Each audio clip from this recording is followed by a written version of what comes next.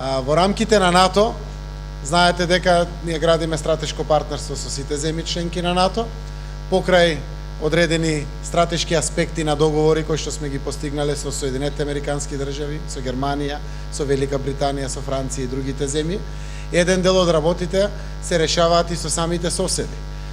Нашата земја нема авиација и нема покривање на нашето небо. И тогаш согласно НАТО протоколот и НАТО членството, тоа значи дека некој од соседните земји треба да го покрива нашето небо за да гарантира безбедноста, секако и сигурноста. И од тие соседи, секако знаете дека имаме веќе унапредена соработка со Бугарија во делот на тенковите, во делот на тренинзите и слично. Со Република Турција имаме заедничко едуцирање на нашите кадри од армијата. Еве со Република Грција веќе се договара по пат на меморандум помеѓу двете министерства да Република Грција навистина го покрива нашето небо, обезбедувајќи ја сигурноста и стабилноста.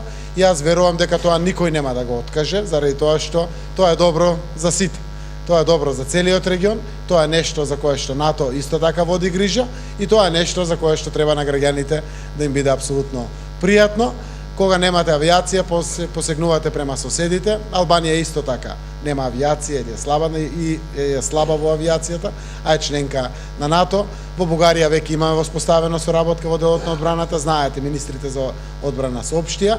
Еве го следниот сосед, кој што ни е членка на НАТО е Грција и е многу логично и многу природно, знаејќи ја капацитетноста на авиацијата на Република Грција, да ова стане еден природен договор кој што нормално ќе биде само уште еден чекор на нашата соработка. Ние, нашата земја и граѓаните, правиме еден исчекор да довериме доверба на нашиот пријател Република Грција, која што секако е веќе докажен пријател и ќе биде уште поголем пријател за сите граѓани и за нашата земја.